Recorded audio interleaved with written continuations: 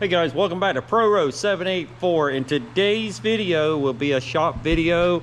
We are going to be welding these bolts and such to keep them from backing out and destroying our diffs. For you guys that want to know how we do that and how do we keep Mr. Brandon from busting that and those things slinging apart, you guys stick around. That will be in today's video. We've got Mr. Chad Pollard. He should be over any second.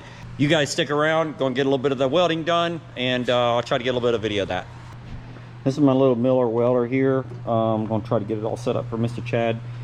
Got the foot pedal there. I do some of the MIG welding myself, but this particular thing here, this is cast and that kind of stuff. So he's bringing over some kind of nickel rod or something, and it's going to TIG weld it. So this is argon here that I use for my MIG welder, or the MIG stuff.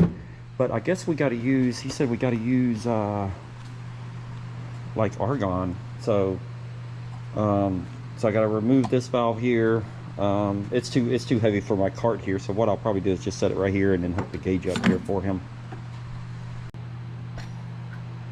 Oh good, okay.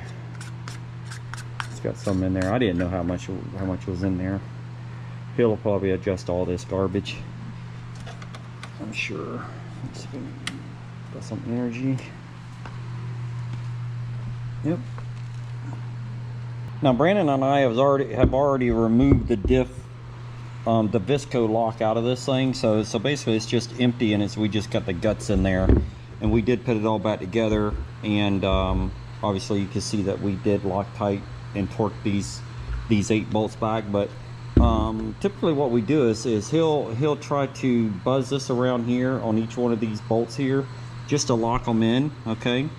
And then also we have also been buzzing this across here, so welding the ring gear to the diff, because what happens is this thing slacks back and forth over the power of when Brandon gets on and off the throttle, or a jump coming down. It just racks the front end back and forth like that.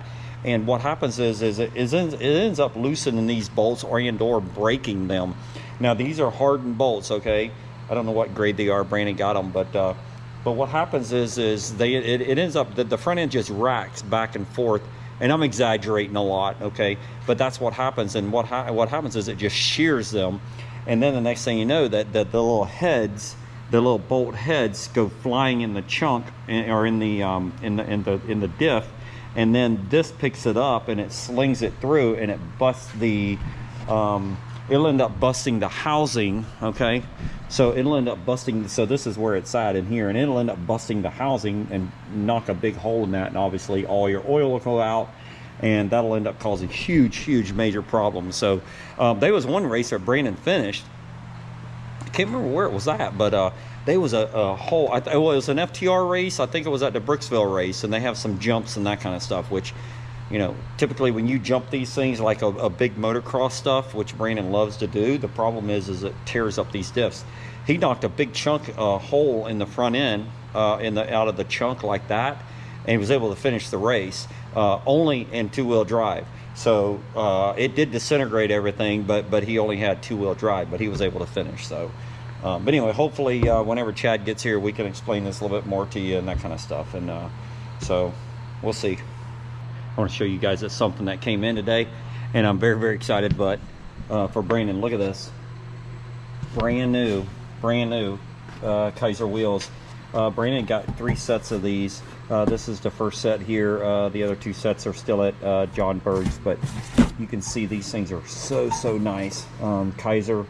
So Brandon will be on Kaiser wheels, so I can't wait to get the tire spines in those with the GBC Dirt Commanders on there, and get them on one of Brandon's quads here, whether it be one of these or they're probably the one that he's riding, just so he can work those tire spines in before the first Gncc. I wanted to show you the parts that came out of this. This is the visco-lock here.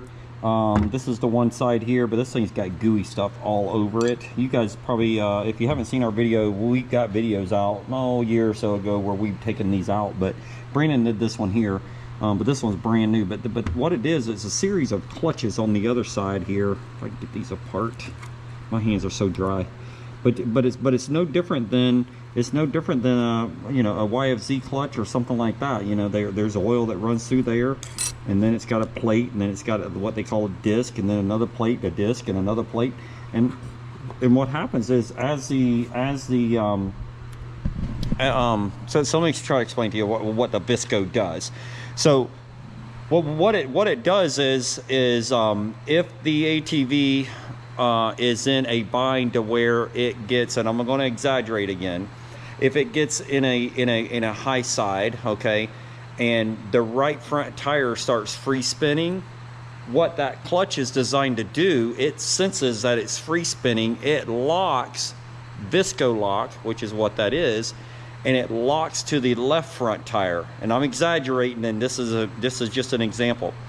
So what happens is as the right front tire is free spinning, because it's got less weight on there, it locks the left front to make it pull out of the whatever you're, you know, a bind or whatever that it's in. Now, for mud racing and hill climbing and the stuff like that, that's great. Okay, for Brandon, for the kind of racing that we do in XC racing, the one thing that we've noticed is when you stab the throttle and try to go between, this year obviously 50 inches of trees, if the quad is at a slight little bit of an angle, or at you know, say you're going around and you're berming a corner, it'll lock. Okay, if it's in there, it'll lock, and then the quad will dart the other direction. So that's one thing. Brandon doesn't like that feel. I've never liked that either. Back when I was racing, a posi lock, if some of you guys remember back in the day, we was all kids, we was all playing with rear ends and that stuff in our big trucks and that kind of stuff. That's what that is. It's a posi lock sort of thing. As one wheel free spins, it locks and locks the other tire, and then, you know, it'll get you out of whatever you're doing, you know what I mean? So, but anyway, for us racing, Brandon doesn't like that. A lot of guys do race that. Kevin Cunningham, I had mentioned in the other video, he had won several championships in a row. A lot of you guys don't know him, but he was right before Landon Wolf won all his races and that kind of stuff. But Kevin Cunningham, he always ran the visco-lock. Brandon, nor have I ever liked that, you know what I mean? So, but there's a lot of riders that like that. So it's a preference, I guess. Something else I wanted to show you guys, you see all the air filters here these kids have been riding, and they got all the air filters clean. These are Renegades back here. These are, I think, YFZs and Hondas and that kind of stuff. So we got a kid on a YFZ. Brandon's riding a YFZ, Renegade, that kind of stuff. They've cleaned all their air filters. This is something brand new. I don't know a lot of information about it, but the kids really do like it. This is a filter cleaner, and as you can see, there's solution in there. What happens is you plug this in, turn this on. There again, I apologize. You run this up to, it seems like it's 120 degrees. Okay, you get the fluid up to 120 degrees. Set this thing for like 5 minutes. Put those filters in here, and what it does is, obviously this is filter cleaner here. Okay, you can buy it by the gallon. And what it does is, oh my God, I just lost my train of thought. It's a vibration. It heats it up for one, but then it's also the oh my goodness, I can't think of it. But anyway, what it does, it vibrates, and sonic, ultrasonic. That's what it is. And it cleans these filters, and then these boys take them out of there, and then they take them outside and they put them in a 5-gallon bucket there and wash them with, you know, dishwasher or Dawn liquid detergent or whatever, and then they let them air dry. But look at these things. So you know, I want you to look how clean these things get. It gets all the dirt out of them. And these boys been riding in Florida, and it's really the sand down here is, obviously you guys know how the sand is. It's ball bearing sand, but you can see this is a little older filter here. That Brandon's ran in the past here. This is a newer one here for the twin air. This is a stock filter here, but you can see how clean that thing gets these things. And but anyway, I think you put the filter in there for like 5 minutes, pull it out, turn it or something, and put it on there. So anyway, I don't know a lot of information about that, but Brandon actually won that. He won a Florida Trail Riders overall down at Punta Gorda here, I don't know, a couple months ago, and he won it. Basically, when he won the overall, he got that as a prize. And I think it's a guy is I think Jay Shad's got those, or got one now. And listen, they're phenomenal. All you guys at Wash Air Filters, those things are real. I apologize. I don't have all the information about it. I will ask Brandon when we do our sit down about this machine and ask the kids how they like it. But obviously you can see how nice that the filters get here. And obviously with these boys riding, we got to keep clean air filters for them because the sand is so grainy down here. Steel's a lot easier. Aluminum's a little bit tougher. But yeah. I mean, it gives you so much info on there. Like, you just put in the material thickness, and it's going to give you a close starting point anyway. So it's good for dummies anyway. This is Chad Pollard here. This is our TIG welder, whatever. Hey, you guys own Tank in Aluminum Tank Industries. Aluminum Tank Industries. They build fuel tanks for like people all over the country, right? Yeah. Like aluminum fuel tanks. Yeah. So auxiliary tanks and tanks for site work. So right. So the fuel tanks and like in the back of my truck, you probably built. Exactly. Oh, in fact, you did because Matt Lee sold it to me. So, so he owns that business there. Been doing this for pretty much all his life, and so he's got guys that pretty much do aluminum. I guess you guys do aluminum every day. That's aluminum, all you pretty much do aluminum. 99.9% aluminum. Some stainless. This is a little different for me because it's cast. So yeah, I do cast every now and then, but we'll see how it goes. Okay, and then Chad's also got a couple girls that race. Both of his little girls race the Mid-East Series, and he's dabbled in some of the GNCCs.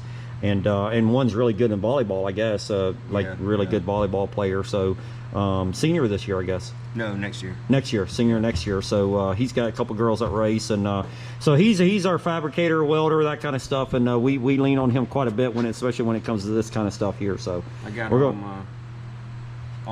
are they about ready? My TIG attire or my the TIG attire. welding outfit. Oh, you know, I got the jacket over there. If you wanted the jacket. Nice. So it's late out here, and he come out here tonight after work, and I appreciate Chad coming over here to do this for Brandon. So we got to get this done so Brandon can finish up the front end of this quad here. So, well, guys, that did not go as planned.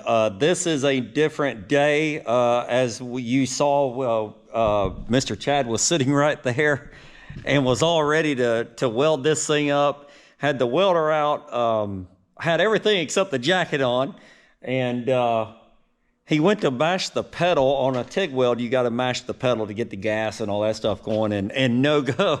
So I don't know what the hell. So anyway, this is a different day. This is the next day, but my welder it's probably less than 3 years old. I used the MIG side of it. I don't know how to do all the TIG welding and all that like he did, but he did take my my foot control. He seems to think that something's wrong with that. And I haven't talked to him. He did weld this at his shop today, and he dropped it off at my door here. So but anyway, I don't know the end result of, was it the pedal? Is it a board on the welder? I don't know. So but anyway, nevertheless, I just got off work, got here. Miss Karen's got dinner ready, so I was just wanting to finish up this video and show you. But he did weld this for us today, and this is how we're welding them, and not really had any issues since. There are several ways that we've tried it, and we seem to like this the best. This is what it looks like here. What we do is he actually, if you see this, he TIG welded. I know my fingers are so dry because it's a little chilly down here, but you can see he TIG welded. Well, actually what we did is we first Loctited these and torqued these bolts, all right? And then you can see that he spot welded all these bolts just to make sure they don't turn out. And listen, so what happens with those things is the bolts loosen up like I've told you here, and it starts spitting the bolts out. So these things we hardly ever tear up the ring gear or either the pinion gear.